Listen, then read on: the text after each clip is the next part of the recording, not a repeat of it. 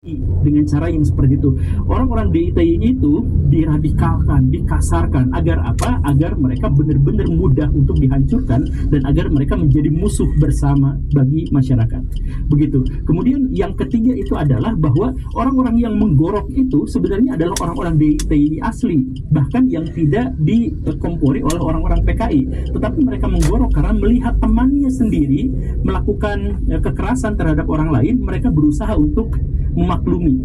Kan misalkan di dunia Islam juga ada yang seperti itu kan, ada teroris ngebom gara-gara orang Islam, maka dia kemudian dimaklumi, bahkan kemudian diikuti. Kan banyak modus-modus yang seperti itu. Ada dulu ya, berhenti. Nama DITI pada akhirnya benar-benar hancur, benar-benar terkubur, benar-benar dihinakan oleh masyarakat, sampai masyarakat rela ketika upaya untuk menghancurkan DITI itu dinamai sebagai Operasi Pagar Betis. Barangkali pikir nama Operasi Pagar Betis itu biasa aja. Sebenarnya itu adalah sebuah akronim yang menyakitkan, yaitu Pagar Pasukan Gabungan Rakyat dan TNI Berantas Tentara Islam. Jadi tentara Islam itu menjadi diberantas oleh TNI dan rakyat begitu.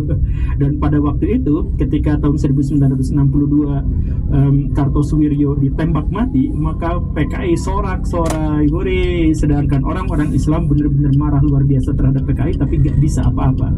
Karena sebagian di antara mereka ditembak juga, sebagian yang lain ditangkap kemudian dipenjara seumur hidup, dan ada beberapa yang kroco-kroconya itu dipersilahkan untuk pulang ke rumah, tetapi mereka harus lapor tiap sepekan sekali ke Koramil. Begitu. Nah, kemenangan PKI atas DITI ini sebenarnya hanya sebentar, karena PKI pada akhirnya dapat karmanya. Sekitar 3 tahun kemudian, tahun 1965, terjadi sebuah coup yang sangat membingungkan yang kita kenal sebagai peristiwa G30S yang kemudian ditambahi dengan PKI. Ya, kereta lewat. Nah, menanggapi PKI yang pada waktu itu sedang benar-benar di ujung tanduk, itu orang-orang angkatan darat, khususnya adalah Pak Soeharto dan kemudian Pak Ali Murtoko, salah seorang intel paling jenius yang kita kenal, yang ada di Indonesia, itu kemudian melakukan negosiasi dengan orang-orang DITI. Jadi mereka yang di penjara, yang di rumah dan sebagainya dikumpulkan semuanya. Kalian mau nggak dikasih proyekan, yaitu memberantas orang-orang PKI. Nah, orang-orang DITI bersemangat luar biasa karena mereka percaya bahwa gerakan DITI itu dihancurkannya kan oleh PKI. Dan kemudian sekarang mereka punya kesempatan, oke, kami bantu pemerintah untuk menghancurkan PKI. Tetapi pada waktu itu DITI pecah lagi jadi 2 kelompok, atau mantan orang-orang DITI itu pecah jadi 2 kelompok. Kelompok pertama itu adalah orang-orang yang secara sukarela membantu pemerintah untuk menghancurkan PKI. Begitu. Mereka gak dibayar, gak dimodalin, gak dikasih mobil, gak dikasih senjata, bahkan gak dikasih uang. Mereka rela demi dendam dan demi ingin menghancurkan komunis yang dulu pernah menghancurkan mereka. Begitu. Itu kelompok yang pertama. Kemudian kelompok yang kedua itu adalah kelompok orang-orang DITI yang bergabung dengan pemerintah dan kemudian mereka difasilitasi oleh pemerintah, dikasih mobil, dikasih uang, dikasih jabatan dan sebagainya. Dan baik kelompok yang pertama maupun kelompok yang kedua itu benar-benar melakukan tugasnya dengan sangat baik. Mereka membantai orang-orang PKI, menghancurkannya, dan kemudian membuat mereka itu benar-benar tidak bersisa sama sekali.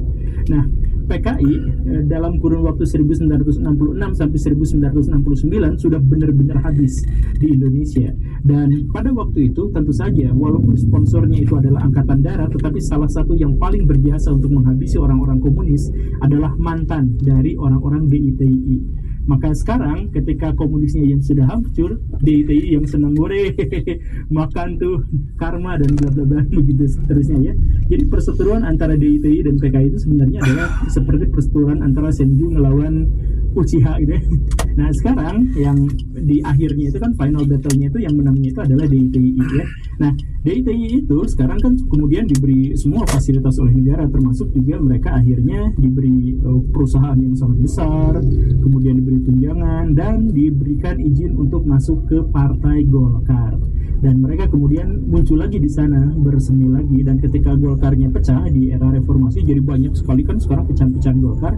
Nah, pecahan-pecahan mantan dari DITI juga misalkan ada di sana. DITI-nya sudah hilang, tetapi orang-orangnya dan keturunannya itu sampai sekarang masih ada di partai-partai yang dimaksud itu. Nah, makanya Baraya harus berhati-hati baik terhadap PK maupun DI karena ya sekali lagi organisasi